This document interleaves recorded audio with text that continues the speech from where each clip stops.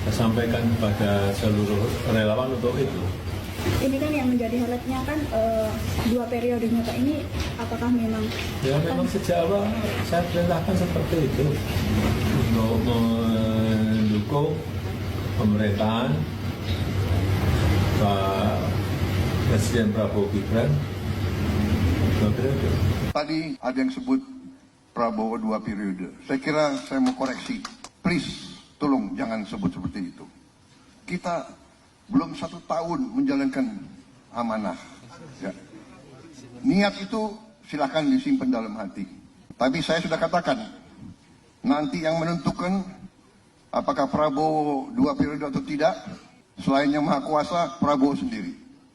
Kalau saya menilai bahwa diri saya tidak mencapai apa yang saya canangkan, saya tidak mau maju lagi sebagai Presiden Republik Indonesia. Kalau seandainya saya menilai diri saya tidak berhasil, saya mohon dengan sangat, jangan saudara harapkan saya mau maju lagi.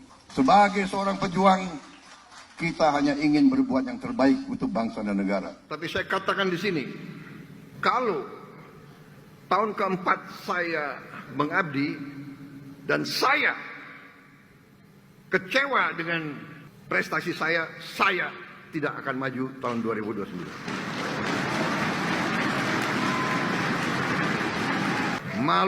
Saya malu sama rakyat Indonesia. Untuk apa? Kalau tidak mampu, lebih baik saya format. Maksud baik dari Pak Jokowi adalah tolong dibantu program-program pemerintah Prabowo Gibran sampai selesainya, ya.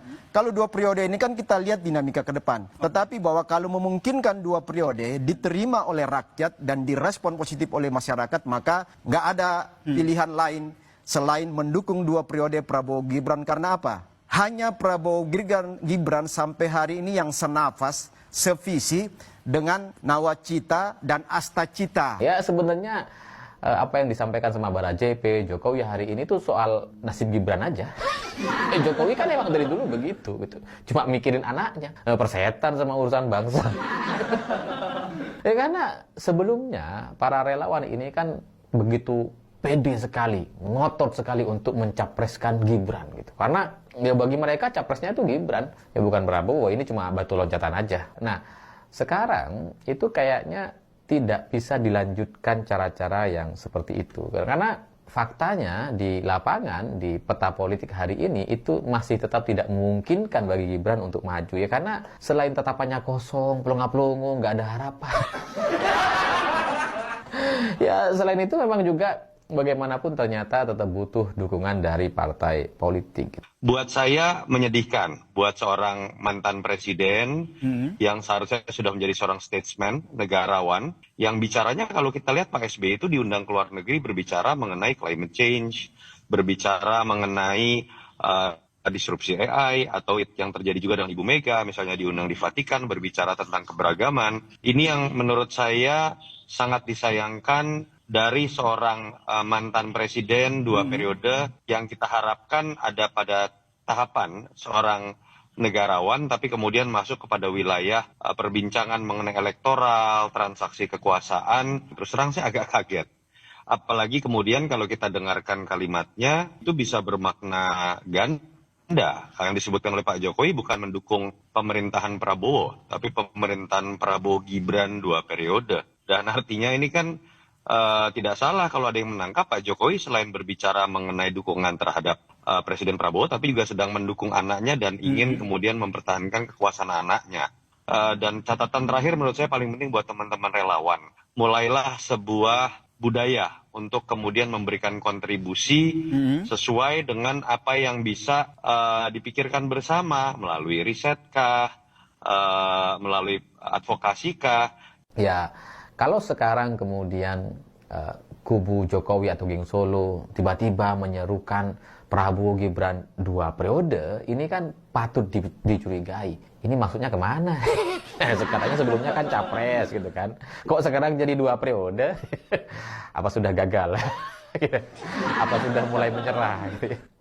Ya karena kengototan kubu Jokowi atau relawan Jokowi untuk mencapreskan Gibran di 2029 itu dampak atau efeknya itu sangat negatif sekali kepada relawan Jokowi gitu. Karena beberapa kebijakan yang dibuat oleh Presiden Prabowo Subianto itu sukses menyingkirkan relawan-relawan Jokowi. Semuanya dibersihkan. Kekuatan-kekuatan dan simpul-simpul pendanaan atau logistik itu langsung diputar balikkan sama Pak Prabowo gitu. Mulai dari Tantim misalkan. Ya yang sebelumnya kan pesta komisaris lah di sana gitu ya. Orang-orangnya Jokowi di sana, Erick Thohir masih BUMN, sekarang sih udah Menpora, digeser juga gitu ya. Itu kan ya pesta pora gitu ya, dengan dana Tantim ya, tunjangan dan sebagainya sebagai komisaris, mendapatkan banyaklah uang dari sana untuk kemudian bisa memelihara relawan. Itu Tantimnya dihapus, kelabakan para relawan. Budi Ari dipecat, kelabakan Projo. Jadi sekarang simpul-simpul kekuatan relawan Jokowi itu bisa dibilang habis gitu. Itu efek, bagi saya adalah efek dari kengototan relawan untuk mencapreskan Gibran di 2029. Makanya orang-orang Jokowi relawannya jadi nggak bisa berkutik hari ini. Semuanya dihabisin. Budi Ari dipecat, Hasan Nasbi dipecat, komisaris nggak bergerak. Erick Thohir jadi Menpora. Sempurna gitu kan. Mau ngapain lagi kalian gitu kan. Udah gak bisa diubah itu gitu.